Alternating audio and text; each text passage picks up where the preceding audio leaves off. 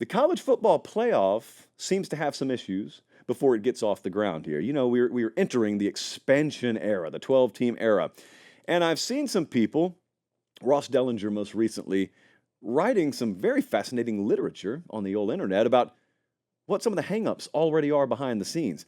And I am telling you, as I've told you many times, it's like yeah, absolutely. Like, really? It took this long? Stop me where you've heard this before. First round rematches, going to be a problem. And this is just Dellinger quoting anonymous sources, most likely commissioners from different conferences. First round rematches could be a problem.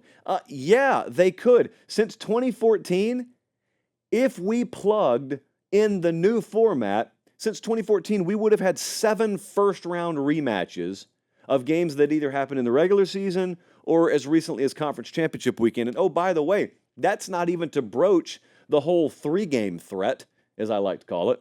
And that's that situation where since everyone's doing away with divisions, which I'm okay with, you have the threat of teams playing each other 3 times. Here's how easy that would be. Bama and Georgia play this year. Let's say Bama wins the first game.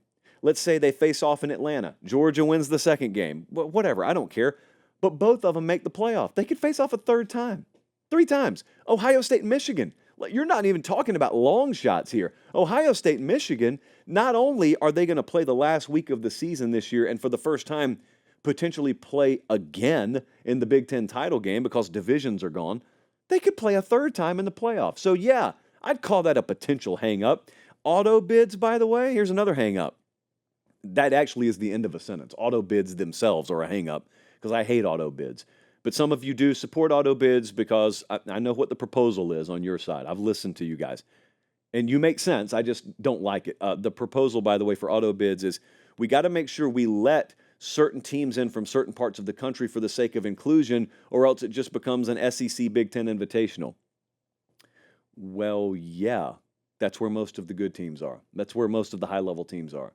I don't really know how to counter that. If we're actually doing it the way of the auto bid, that's the definition of an invitational, is it not? You're completely taking the ice cream cone that is merit and putting it in the microwave, and it melts all over the place. So anyway, auto bids are going to lead to inferior teams getting first-round buys. I don't need to take you back any further than 2021. I got nothing against Pitt. I got nothing against Pat Narduzzi, but the fact that the 2021 Pitt Panthers would have had a first-round bye, despite being ranked 12th in the country at the end of the year, is a joke. It's ridiculous, and it's not deserved. It's only deserved because they happen to be plopped down in an inferior conference, and conversely, I take that same team, put them in the Big Ten or the SEC, they're not sniffing the conference title. So for many reasons, I'm not a fan of auto bids, but there's one that a lot of people are starting to realize. Also, starting to be realized by the rest of the country, and had the drum beaten on this program for a long time, is the whole G5 matter. This has been a hot topic around here lately because I am the devil reincarnate, at least when it comes to certain G5 circles, because I've had the audacity to claim that maybe it's not so smart to have 134 teams playing for the same title. Maybe we ought to compartmentalize this thing. Maybe we ought to have tiers and not pretend like South Alabama plays the same sport as Alabama. South Alabama getting tired of me taking shots at them. I'm not taking shots. I just happen to always have South Alabama at the forefront of my brain, tip of my tongue, etc. But anyway, so here's one of the hurdles that a lot of folks are starting to realize about the new 12-team playoff. The G5 is going to get a team in no matter what, at least one team in no matter what. Why is that a problem, you may ask? 6 out of the last 10 highest-rated G5 conference champs finished outside the top 12. You know what that means, friends? That means that you're going to have a team ranked 17th, as Memphis was in 2019, make the playoff. Tulane, 2022, finished the season ranked 16th. But Josh, they beat USC. They finished the season ranked 16th. I don't care what happened after they made it in. Last year, Liberty finished the season 23rd. But since that's the highest-ranked G5 conference champ, guess what? Liberty, barely in the top 25, is in the playoff if this current format was in place last year. Again, it's a joke. It's a complete joke. To me, at least, in the way I prefer things. Personally, I also wonder how strength of record will be interpreted. I had Stats and Info hand me a very peculiar number today. Second paper pop this segment. That's how you know it's bad. We don't have preseason rankings out yet. Even the JP poll's in hibernation. But we do have a partnership with FanDuel.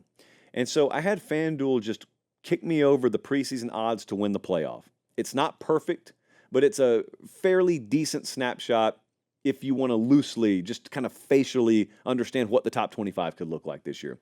So we take the top 25 in the FanDuel odds to win the playoff.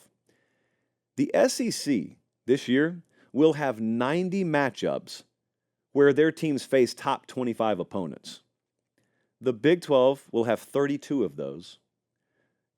Georgia Tech, actually, I'm going to pause, Jesse, because I want to make sure I get it right because we may clip this later. You know what? Forget about the Big 12 piece. Scratch. The SEC in 2024 will have 90 matchups where their teams face top 25 opposition.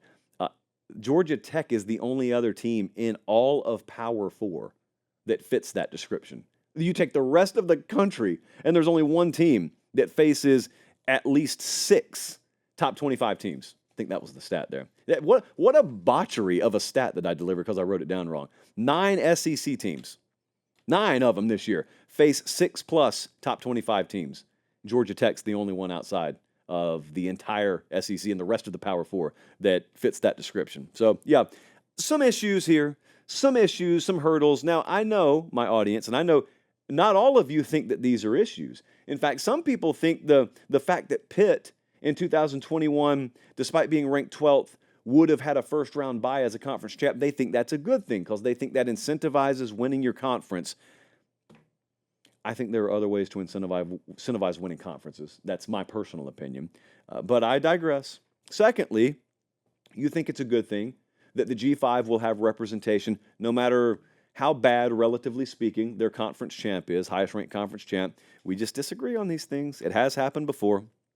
But it will create a lot of conversation because I am a pretty firm believer that even as we sit here, it's May 2nd, and this thing's happening this year, I still believe it's sneaking up on a lot of people. There's so much going on outside of, the fence of college football. There's so much going on with off-the-field headlines. It's almost like playoff expansion. A lot of you wanted it for a long time. It's almost taken a back seat, and all of a sudden it's going to be here. And people are going to find themselves in week 8 saying, hold on, wait, the rules are what now? Who gets to make it? Yeah, it's coming. It's coming.